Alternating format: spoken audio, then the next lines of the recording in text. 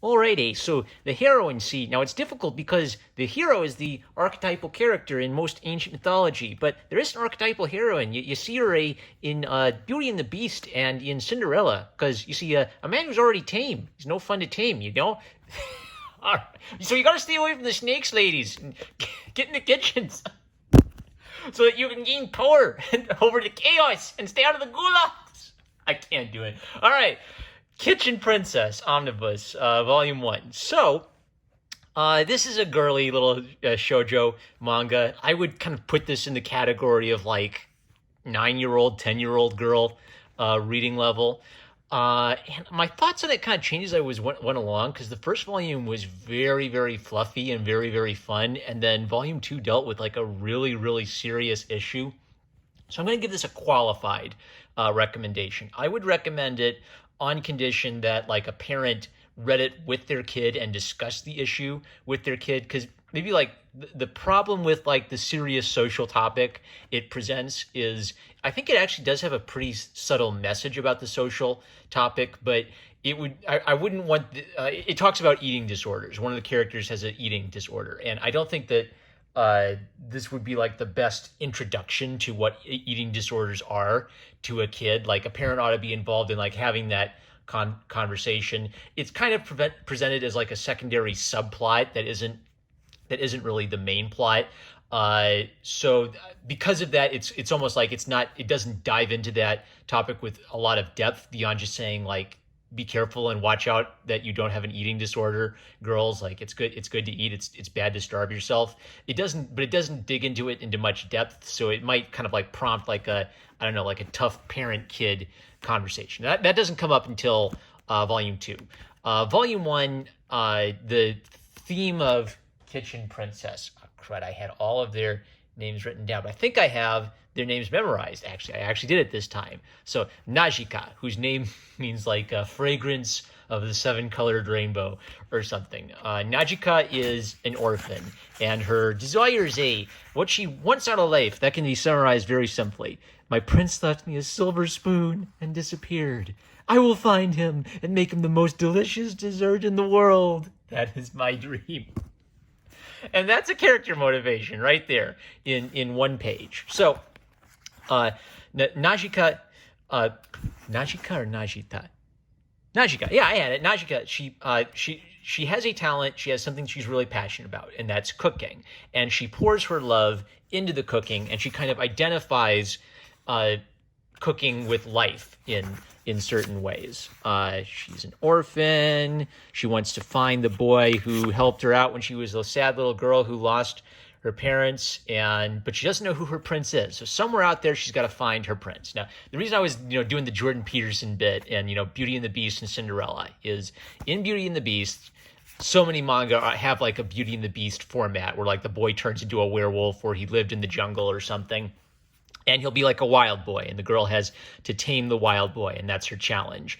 The Cinderella story is a bit different, where the girl has to get away from like emotional abusive sisters to go find her prince. And Cinderella in the fairy tale has a lot of agency. She is kicking butt. She is running around and escaping her stepmother and her stepsisters, and she's finding her prince, right? So Najika fits into this find my prince archetype, where the dream of one day finding my prince, the fairy tale kind of like somewhere out there is the boy who I fell in love with, but I don't know where he is anymore. It kind of connects to like the real world problem of waiting for Mr. Right, going out and finding him. And cooking specifically is what she wants to do with her life and what she wants to do when she finds the guy.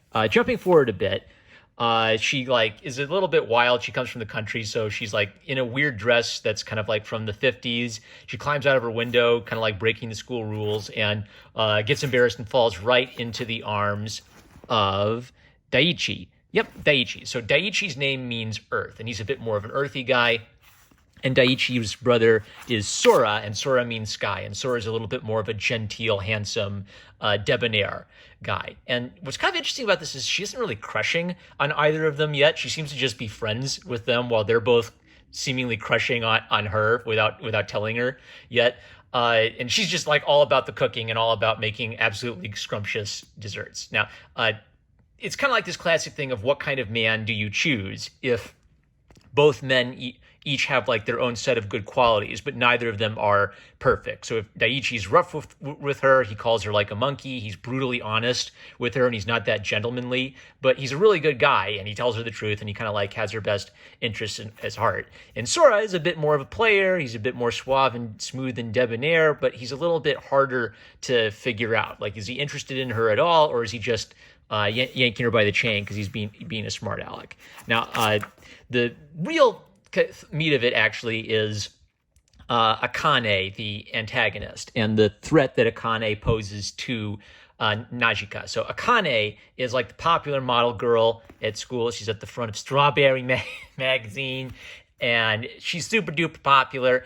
And she does this thing where she instantly takes a hatred to Najika, but she doesn't express that. She hides that secret and kind of uses the illusion of friendship to this is actually a appropriate use of the word gaslight, to gaslight and belittle and lie to Najika. So she'll keep putting Najika in these situations where she's lying about Najika's reputation, or she's tripping and dumping water on Najika. And Najika at first is too naive and too much of a country bumpkin to know this. She assumes there's good intent. Maybe that was just an accident.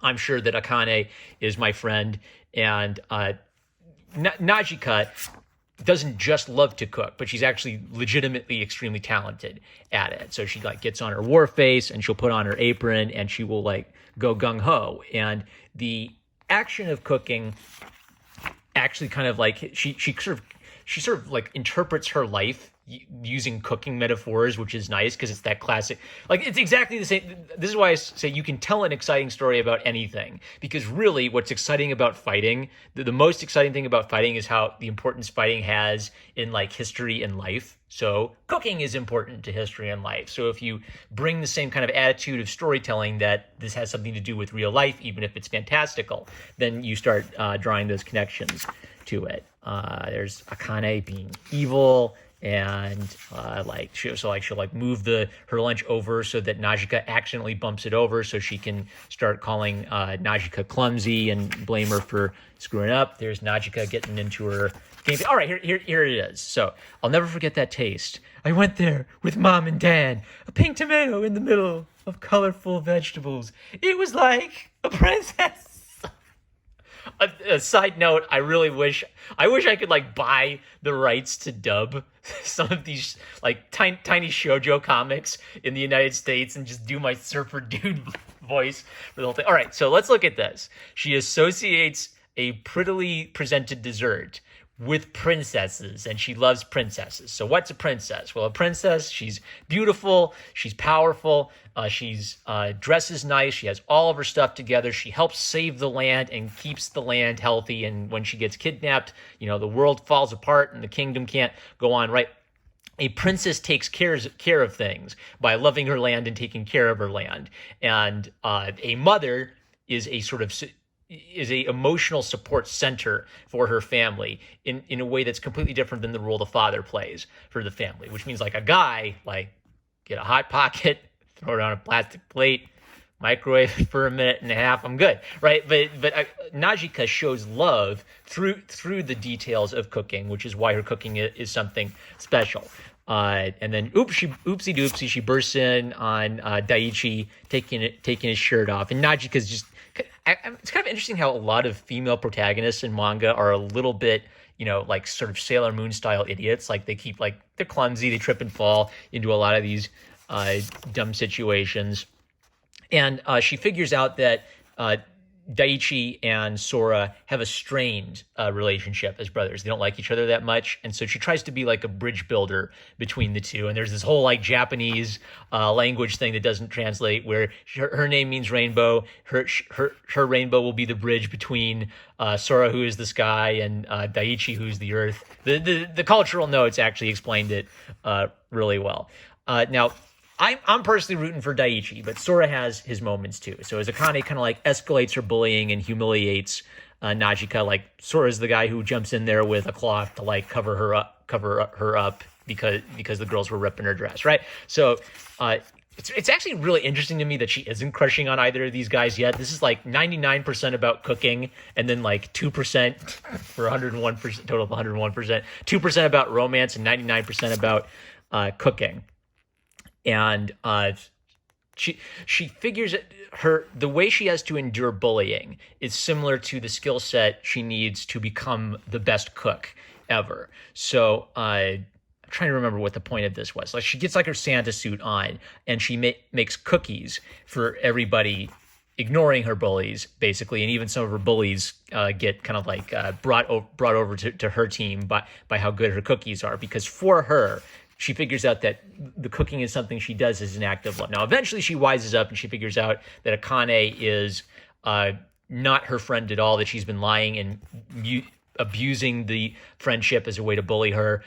And I love her face when she realizes, she finds out that evil exists. Okay, so this is like in Pinocchio, right? Where the fox manipulates Pinocchio because Pinocchio is naive, and the manipulator feels smart by manipulating the dumb, naive idiot. Like, they feel like that this makes me more special to manipulate you and humiliate you and teach you a lesson. You deserve it because you're dumb.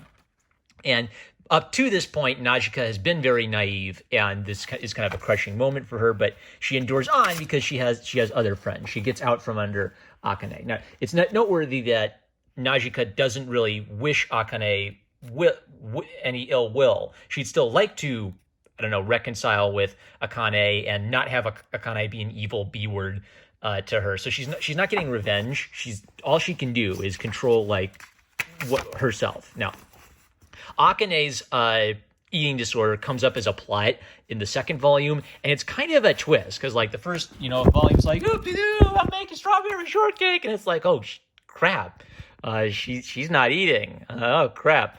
Okay, girls, you heard it from Dreamy Daiichi here. Here, have some. An extreme diet is bad for you. It's not good for your body, your skin.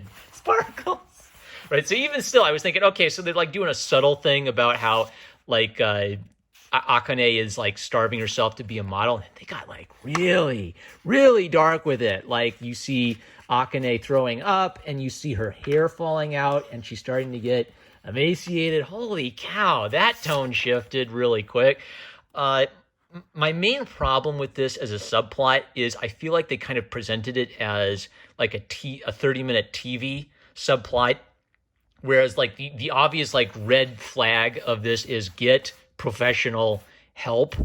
And Najika basically decides that she wants to do something to bless Akane and help her eat by making her something that is really easy for her to eat, while Akane is still being a nasty person and pushing Najika away. Now, basically, if someone has a problem like this, like if someone's an alcoholic, you can't magically fix their alcoholism problem. They need help. They need professional help to break them out of alcoholism. That being said, even though, so like I have the criticism that this is a bit too simplistic a plot for a topic this serious. That being said, what they do with the topic actually is pretty deep. It's surprisingly deep. So Akane bullies people because she wants to feel better than them. And her eating disorder is partially motivated by a desire to be perfect and a desire to always work harder and to always be the best. So basically, perfectionism is making her do something that isn't rational. And because she's engaged in this irrational behavior, she can't just like snap herself out of it that easily. When Najika like heroically carries her down to feed her a pie, and when Najika makes her a pie, what Najika learns about Akane is that Akane's grandma used to make her these really simple, like, store-bought pies. So after like trying her best to make like the perfect peach pie, Najika figures out, well, it's not important that it's the best pie ever. It's important if it means something to Akane. So she's figuring out that cooking for someone depends a lot on their experiences as well. Relating to someone is dependent upon their experiences as well. And the beautiful connection is that she didn't have to work harder and harder and harder to make the perfect pie. Sometimes you don't have to work hard, and sometimes you don't have to be a perfectionist. And sometimes being a perfectionist is actually what's creating the problem for you. So I don't know if this is going to fix Akane's problem. It's a really okay. What I like about the depth of it is that Akane figures out that there is something within her upbringing and her desire for perfectionism that is driving her to having this eating disorder.